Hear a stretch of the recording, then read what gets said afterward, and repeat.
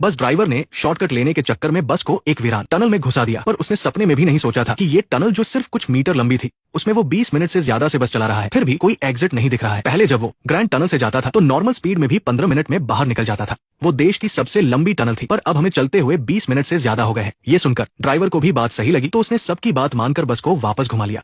पर अजीब बात यह थी कि सबको अच्छे से याद था कि टनल में घुसने के बाद उन्होंने सिर्फ आधा घंटा ही सफर किया था, लेकिन अब उन्हें वापस लौटते हुए 1 घंटा हो चुका था। यहाँ तक कि बस का पेट्रोल भी खत्म होने वाला था, फिर भी उन्हें वो रास्ता नहीं दिखा जहाँ से वो अंदर आए थे। जैसे जैसे ये डरावना माहौल बढ़ता गया, वहाँ मौजूद सभी लोग बुरी तरह घबरा गए। आखिरकार काफी बातचीत के बाद सबने मिलकर तय किया कि बस में यूं ही बिना किसी मंजिल के भटकने से अच्छा है कि नीचे उतरकर कोई और रास्ता ढूंढा जाए। लेकिन जैसे ही वो बस से नीचे उतरे, एक के बाद एक अजीब घटनाएं होने लगी। जमीन पर पड़े टूटे हुए मोबाइल फोन को देखकर प्रेग्नेंट औरत की तो जैसे रूह काम गई, क्योंकि ये वही फोन था जो उसने टनल में घुसते ही अपने बॉयफ्रेंड से लड़ते हुए फेंका था, और उसे ये भी अच्छी तरह याद था कि फोन फेंकते वक्त उसे टनल का एंट्री गेट दिख रहा था, पर अब वहाँ दूर दूर तक कुछ भी नजर नहीं आ रहा था। कुल मिलाकर इस टनल में कुछ तो गड़बड़ थी। तो टनल का चक्कर समझने और यहाँ से बाहर निकलने का रास्ता खोजने के लिए टनल इंजीनियर हैरी और केविन ने उस प्रेग्नेंट औरत से एक ऊन का धागा लिया और आगे बढ़ने लगे। बाकी लोग वहीं रुककर इंतजार करने लगे, लेकिन सबके रोंगटे तो तब खड़े हो गए जब करीब 1 घंटा बीत जाने के बाद वो दोनों जो आगे की तरफ गए थे, अब अचानक सबके पीछे से वापस आ रहे थे। ये क्या हो रहा है? क्या ये कोई गोल गोल घूमने वाली टनल है? इसके बाद काफी देर तक बहस करने के बाद भी जब कुछ समझ नहीं आया, तो हैरी ने कहा कि सारा खाना एक जगह इकट्ठा करके सबको बराबर बांटा जाए, ताकि सब लोग जिंदा बाहर निकल सके। आखिर किसी को नहीं पता था कि वो यहाँ कब तक फंसे रहने वाले हैं। अभी तक लोगों को खतरे का एहसास नहीं था, इसलिए सबने बहुत ही अच्छे से अपना अपना खाना खुशी खुशी एक जगह रख दिया। पर अब जो होने वाला था वो इस शांति को पूरी तरह खत्म करने वाला था।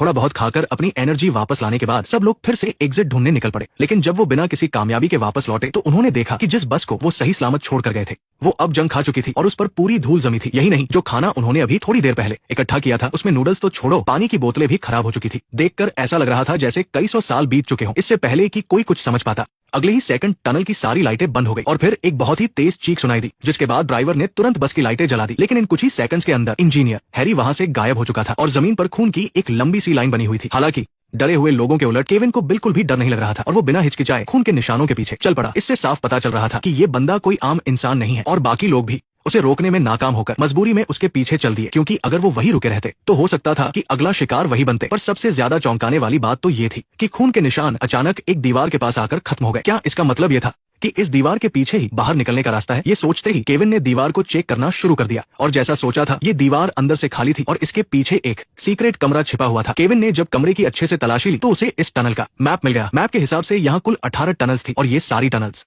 एक दूसरे से जुड़ी हुई थी, और सबसे बड़ी बात, अगली टनल में जाने का रास्ता भी इसी सीक्रेट कमरे के किसी कोने में था। आखिरकार उन्हें एक कैलेंडर के पीछे अगली टनल में जाने का रास्ता मिल ही गया। जैसे ही सब लोग दूसरी टनल में पहुंचे, भूख के मारे उनकी हालत खराब होने लगी। तभी ड्राइवर ने अचानक देखा कि उनके सामने बिल्कुल वैसी ही एक बस खड़ी थी जैसी पहली टनल में थी। और मजे की बात तो ये थी कि बस में रखा खाना भी खराब नहीं हुआ था। पर इससे पहले कि ड्राइवर खुश हो पाता, एक चश्मे वाले आदमी ने उसे धक्का देकर सारा खाना छीन लिया। लेकिन इसी धक्के की वजह से ड्राइवर के हाथ गलती से वो चीज लग गई जिससे वो सबसे अपनी बात मनवा सकता था, और इंसानियत का असली इम्तिहान अब यहीं से शुरू होने वाला था। अपने हाथ में आई उस बंदूक के दम पर ड्राइवर ने न सिर्फ सारा खाना वापस ले लिया, बल्कि सबको कई मीटर पीछे हटने पर भी मजबूर कर दिया। और पिछली बार जब सब खा रहे थे तो जिस लाल ड्रेस वाली लड़की ने नूडल्स को जंक फूड बोलकर खाने से मना कर दिया था, अब वो भूख से तड़प रही थी। तो वो धीरे से बस के पास आई और जानबूझकर अपने कपड़े थोड़े नीचे खिसका लिए।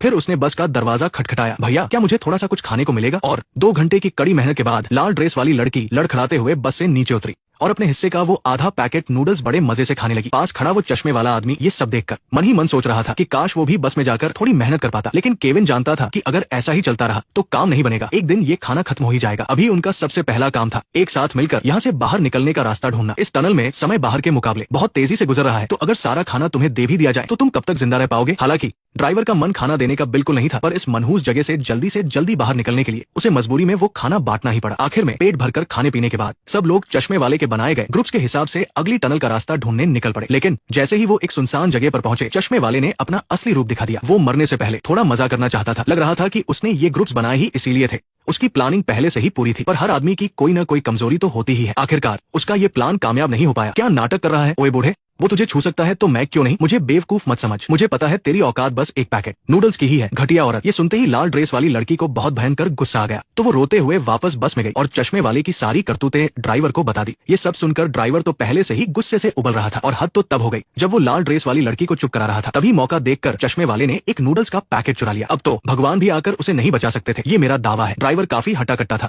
तो जाहिर सी बात है कि चश्मे वाला उसके सामने कहीं नहीं टिकता। लेकिन जैसे ही ड्राइवर उसे मारने ही वाला था, अचानक एक लोहे का रॉड उसके शरीर के आर पार हो गया। जब लोगों ने आवाज सुनी और वहां पहुंचे, तब तक ड्राइवर की सांसें पूरी तरह रुक चुकी थी और वहां मौजूद इकलौते चश्मे वाले पर ही सबका शक जाना पक्का था। पर जब सबने उसे खूब खरी खोटी सुनाई, तो चश्मे वाले ने बहुत ही डरे हुए चेहरे के साथ कहा, मैंने नहीं किया, तुम लोगों को पता नहीं है, इस टनल में हमारे अलावा भी कोई और है। उसकी ये बात सुनते ही सबकी सिट्टी गुम हो गई। किसी को नहीं पता था कि उसकी बात सच है या झूठ, पर यह तय था कि यहाँ से जल्दी निकलना ही सही होगा। तो सबने तय किया कि पहले कुछ खा पी कर एनर्जी वापस लाई जाए और फिर अगली टनल का रास्ता ढूंढा जाए। लेकिन जैसे ही चश्मे वाला जमीन पर गिरे हुए नूडल्स उठाने झुका, उसे अचानक बस के नीचे एक मैनहोल कवर दिखा और जब उसने उसे हटाया तो उसके नीचे बिल्कुल वैसा ही एक सीक्रेट कमरा मिला जैसा पहले मिला था। फिर पिछली बार की तरह सबको जल्दी ही एक कैलेंडर के पीछे अगली टनल में जाने का रास्ता मिल गया। लेकिन जैसे ही उन्होंने तीसरी टनल में कदम रखा, जिन लोगों ने अभी थोड़ी देर पहले ही खाना खाया था, उन्हें अब फिर से बहुत तेज भूख लगने लगी थी। अगर मेरा अंदाजा सही है तो टनल में जैसे जैसे आगे बढ़ रहे हैं, वक्त उतनी ही तेजी से बीत रहा है। सामने फिर से एक बस खड़ी देखकर चश्मे वाले को अचानक कुछ ख्याल आया। हालांकि इस बार बस में कोई खाना नहीं था, लेकिन बंदूक अब भी उसी के पास थी। बंदूक के डर से सबको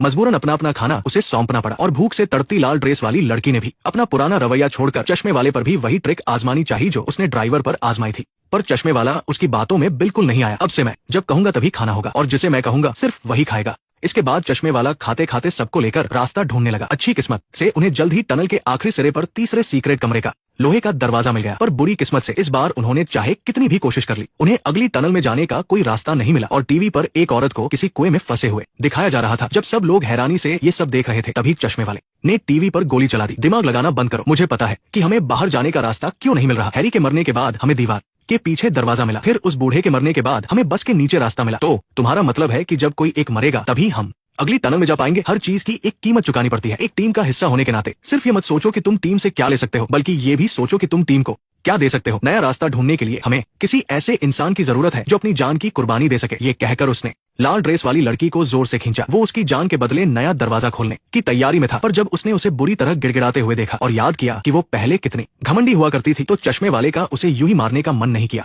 बोल कि तू मुझसे प्यार करती है, मैं तुमसे प्यार करती हूँ, मुझे अपना ये डरा हुआ चेहरा मत दिखा। बॉस, मुझे थोड़ा सा वक्त दो, मैं खुद को ठीक कर लूं, मैं तुम्हें निराश नहीं करूंगी। आखिरकार फायदे नुकसान के बारे में काफी सोचने के बाद उसकी नजर एक ऐसे लड़के पर पड़ी जिसे ऑटिज्म था और जो यहाँ से बाहर निकलने में किसी भी काम का नहीं था। पर जैसे ही वो बंदूक चलाने ही वाला था कि उस लड़के की बहन बीच में आ गई और उसे रोक दिया, तो इस बहादुर बच्ची को इनाम देने के लिए चश्मे वाले ने अपना इरादा बदल लिया। उसने उस लड़की को घसीटते हुए सीक्रेट कमरे में ले जाकर उसे मारने से पहले उसके साथ जबरदस्ती करने की कोशिश की। ध्यान से सुनिए, नीचे दिया गया ये डायलॉग एक गुमनाम आदमी का है। चश्मे वाले ने उसका गला इतनी जोर से दबाया जैसे उसकी किसी बहुत दुखती रग पर वार किया हो। पर जैसे ही लड़की की जान जाने वाली थी, उसका भाई एकदम सही वक्त पर आ गया और उसे धक्का देकर दूर कर दिया। लेकिन एक हटे कटे आदमी के सामने वो लड़का बिल्कुल नहीं टिक पाया। चश्मे वाले ने उसे तुरंत ही अपने काबू में कर लिया और उसका सिर फिश टैंक के अंदर पानी में दबा दिया। अपने भाई को डूबता देख बहन ने भी जल्दी से एक फूलदान उठाया और उसके सिर पर दे मारा। पर इससे चश्मे वाले को कोई चोट तो नहीं लगी, बल्कि वो और भी बुरी तरह से भड़क गया। टनल में एक जोरदार गोली चलने की आवाज गूंजी और वो लड़की खून से लथपथ होकर जमीन पर गिर पड़ी। लेकिन अपनी आखिरी सांस लेने से पहले उसने चश्मे वाले को चकमा देकर उसकी बंदूक की सारी गोलियां खत्म करवा दी। और इसी बीच लाल ड्रेस वाली लड़की भी तैयार हो चुकी थी। वो एक नशीली सी मुस्कान के साथ उसके पास आई। उसके बोलने का तरीका और उसकी हर एक हरकत बहुत अजीब लग रही थी, जैसे उस पर किसी चुड़ैल का साया आ गया हो। चश्मे वाला भी उसका ऐसा रूप देखकर बुरी तरह डर गया। फिर उसने उस पागल औरत का गला जोर से दबाना शुरू कर दिया ताकि वो उसे मार सके और साथ ही लेकिन जैसे ही कमरे की लाइट चमकने लगी और सब कुछ नॉर्मल हो गया,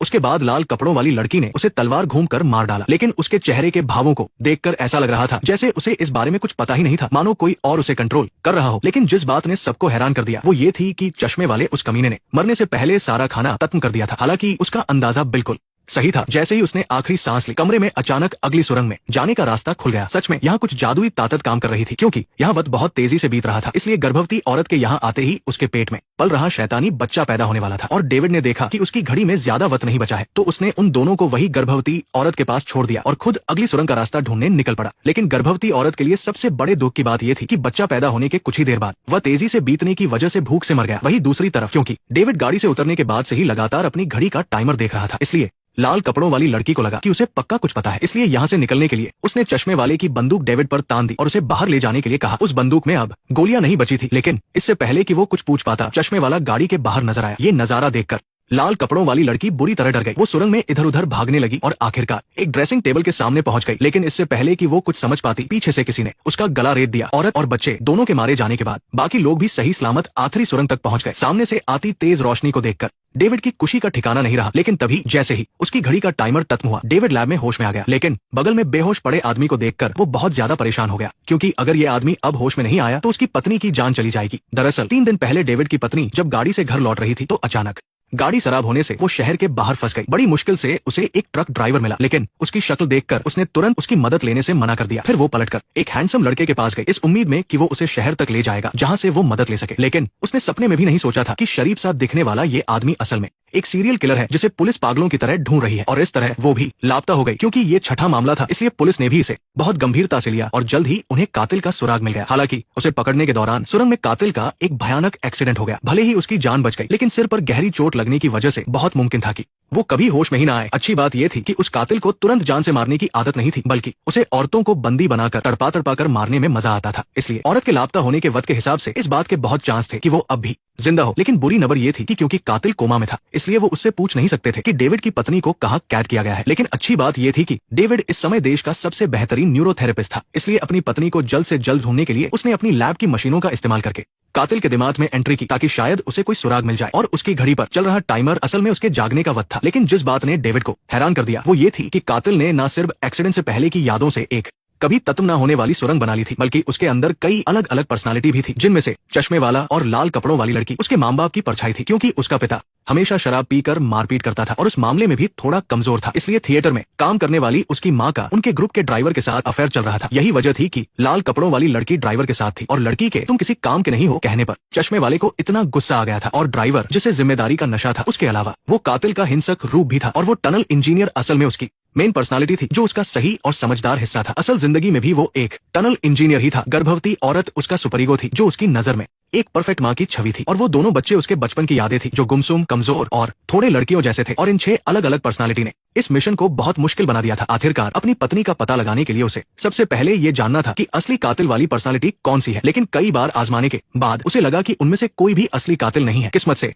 दिमाग के अंदर कैलेंडर पर बनी उस पेंटिंग और टीवी पर अपनी पत्नी को कैद देखकर डेविड को अंदाजा हो गया कि उसकी पत्नी को दक्षिण में बहने वाली नदी के पास किसी गुफा में कैद किया गया है। मौसम विभाग की रिपोर्ट के हिसाब से आने वाले काफी लंबे समय तक वहां लगातार भारी बारिश होने वाली थी। सीधे शब्दों में कहें तो अगर एक दिन के अंदर सही जगह का पता नहीं चला तो बहुत मुमकिन था कि वो औरत डूबकर मर जाएगी। इसलिए अपनी पत्नी को जल्द बचाने के लिए डेविड दोबारा कातिल के दिमाग में गया। और इस बार उसे एक बहुत बड़ी बात पता चली। बचपन की पर्सनालिटी टॉम के अलावा वो लड़की जिसे चश्मे वाले ने बहुत पहले मार दिया था, वो लूसी भी अभी तक जिंदा थी। तुम मरी नहीं लूसी, लूसी ही टॉम है और टॉम ही लूसी है, तो तुम ही असली कातिल हो। मैंने कोई जुर्म नहीं किया है, मैं तो बस उन बुरी औरतों को सजा दे रही हूँ जिसमें तुम्हारी पत्नी भी शामिल है। दरअसल जब कातिल बहुत छोटा था तब उसका पिता उसे बहुत मारता था और माँ उसे नफरत करती थी। सिर्फ उसकी सबसे प्यारी गुड़िया लूसी ही हमेशा उसका साथ निभाती थी। इसलिए लूसी कोई बचपन की पर्सनालिटी नहीं थी, बल्कि वो गुड़िया थी जो हमेशा उसके साथ रहती थी। रही बात कि वो शादीशुदा औरतों से इतनी नफरत क्यों करता था, तो उसकी वजह ये थी कि उसकी माँ ने न सिर्फ धोखा दिया बल्कि उसके पिता को चाकू से मार डाला और फिर खुदकुशी कर ली। यहाँ तक कि उसने उस बच्चे को भी अपने पिता को चाकू मारने के लिए मजबूर किया। जाहिर है एक बच्चे के लिए ये सब बहुत बड़ा सदमा रहा होगा। इसी वजह से औरतों से नफरत करने वाली ये खूंखार पर्सनालिटी बाहर आई। हालांकि उन दोनों से बात करने के बाद डेविड समझ गया था कि टॉम असल में बुरा नहीं है, ये सब लूसी उसे कंट्रोल कर रही थी। इसलिए अपनी पत्नी का पता लगाने के लिए उसने टॉम को समझाना शुरू किया, इस उम्मीद में कि वो लूसी को हरा दे और सही रास्ते पर आ जाए। लेकिन जैसे ही लगा कि टॉम उसकी बात मानने वाला है, तभी लूसी अचानक टॉम को वहां से खींच ले गई। जब डेविड ने उनका पीछा किया तो उसने देखा कि वो दोनों आपस में जुड़ गए थे। फिर वो डेविड को अपने साथ लेकर तेजी से भागने लगी। बचपन की वो डरावनी यादें भी सामने आने लगी। बचपन में उसका पिता अक्सर उसका सिर मछली के टैंक में डुबा देता था और जब माँ उसे रोकने आती तो उसे भी बुरी तरह पीटा जाता, बिल्कुल वैसे ही जैसे उस कमरे में चश्मे वाले ने किया था। जब उसकी माँ और ड्राइवर अफेयर कर रहे थे तब उसने ये सब अपनी आंखों से देखा था। यहाँ तक कि उसकी माँ ने उसका हाथ पकड़कर उसे अपने पिता को कई बार चाकू मारने के लिए भी मजबूर किया था। लेकिन जब डेविड ये सब देखकर हैरान हो रहा था तभी नजारा बदल गया और डेविड के अंदर की बुराई भी बाहर आ गई। दरअसल डेविड दिन भर काम में बिजी रहता था और पत्नी के लिए वक्त नहीं निकाल पाता था और बच्चों को भी समय नहीं देता था। इसलिए उसकी पत्नी उससे बेहद निराश थी और अपना अकेलापन मिटाने के लिए रोज दूसरे लड़कों के पास जाने लगी थी। और इसी वजह से डेविड के अंदर भी एक डार्क पर्सनालिटी ने जन्म लिया था। बस उसे कुछ इस बात का एहसास नहीं था। तुम कौन हो? मैं तुम ही हूँ। अब जाकर डेविड को समझ में आया कि जॉन की मौत, ड्राइवर की मौत, चश्मे वाले की मौत और यहाँ तक कि गर्भवती औरत और उसके बच्चे की मौत, ये सब उसी की डार्क पर्सनालिटी का काम था। और उसका मकसद बहुत ही साफ था, वो बस उसे अपनी पत्नी को बचाने से रोकना चाहता था, क्योंकि उस डार्क पर्सनालिटी को लगता था कि उसकी पत्नी ने उसे धोखा दिया है, इसलिए उसे जीने का कोई हक नहीं है। हालांकि बहुत समझाने बुझाने के बाद आखिरकार टॉम मान गया और उसने वादा किया कि वो बाहर जाकर पुलिस को बता देगा कि पत्नी को कहाँ कैद किया गया है। लेकिन डेविड को अपनी ही डार्क पर्सनालिटी के जाल में फंस गया। अगर तुम बुराई से बहुत देर तक लड़ते हो तो तुम खुद बुराई बन जाते हो। अगर तुम बहुत देर तक किसी अंधेरी खाई को घूरते हो तो वो खाई भी तुम्हें घूरने लगती है। तुम इतने वक्त तक इस दलदल में फंसे रहे, क्या इतनी आसानी से मुझसे पीछा छुड़ाना चाहते हो? इसके बाद वो डेविड को एक कीचड़ भरे दलदल में ले गया, जहां वो उसे मारकर इस शरीर पर पूरी तरह से कब्जा करना चाहता था। लेकिन डेविड भी कम नहीं था। कई अलग अलग तरीके आजमाने के बाद जब उसे लगा कि वो किसी भी तरह से उसे हरा नहीं सकता, तो उसने खुद के ही सिर पर बंदूक तान दी। हालांकि डेविड को अंदर ही अंदर ये पता था, लेकिन अपने मरने के बाद अपनी डार्क पर्सनालिटी को पत्नी को नुकसान पहुंचाने से रोकने के लिए उसने बिना झिझक के गोली चला दी। आखिरकार डार्क पर्सनालिटी हमेशा के लिए खत्म हो गई और कातिल भी कोमा से बाहर आ गया। उसने डेविड की पत्नी की लोकेशन पुलिस को बता दी, लेकिन इस हैप्पी एंडिंग के पीछे एक कड़वा सच ये था कि डेविड हमेशा के लिए इस कभी ना खत्म होने वाली सुरंग में ही फंस कर रह गया। और इसी के साथ ये फिल्म खत्म होती है। हालांकि द डार्क मेज नाम की इस फिल्म में आइडेंटिटी और द सेल जैसी फिल्मों की झलक दिखाई देती है, लेकिन इस तरह की बाकी फिल्मों के मुकाबले मुझे लगता है कि ये काफी अच्छी बनी है। इसमें बारीकियों पर भी बहुत अच्छे से ध्यान दिया गया है। शुरुआत की कहानी में ही कई सारी हिंट्स दे दी गई थी। 6 अलग अलग सुरंगें दरअसल मेन पर्सनालिटी इंजीनियर के अलावा कातिल के दिमाग में मौजूद 6 और पर्सनालिटीज को दिखाती है। उस कमरे में कैलेंडर पर बनी पेंटिंग ही वो जगह थी जहां डेविड की पत्नी को कैद किया गया था, और सभी कमरों के कैलेंडर पर एक ही साल, महीने और दिन की तारीख थी। ऐसा इसलिए था क्योंकि उसी दिन माँ ने पिता को मारा था और उसे भी पिता पर चाकू चलाने के लिए मजबूर किया था, और उसी दिन माँ ने नस काटकर खुदकुशी की थी। यही वो दिन था जहाँ से ये सारे सदमे शुरू हुए थे और डार्क पर्सनालिटी पैदा हुई थी। कमरे में मौजूद वो कटे हुए हाथ बताते हैं कि असल जिंदगी में पहले ही कुछ औरतें मारी जा चुकी हैं, और वो जो थाली डिस्प्ले केस था वो डेविड की पत्नी के लिए रखा गया था। बस फर्क इतना था कि वो अभी मारी नहीं गई थी, इसलिए वो आखिरी केस थाली था। इसके अलावा शुरुआत में गर्भवती औरत और उसके पति के बीच जो झगड़ा हुआ था वो इसलिए हुआ क्योंकि उसका पति सिर्फ मछली पकड़ना और शराब पीना जानता था। ये सब असल जिंदगी में उसके पिता के बर्ताव को दिखाता है। छोटी बच्ची रूबी के हाथ में हमेशा रूबिक्स क्यूब इसलिए रहता था क्योंकि उसे फिजिक्स और स्पेस की बहुत अच्छी समझ थी, जो आगे चलकर वही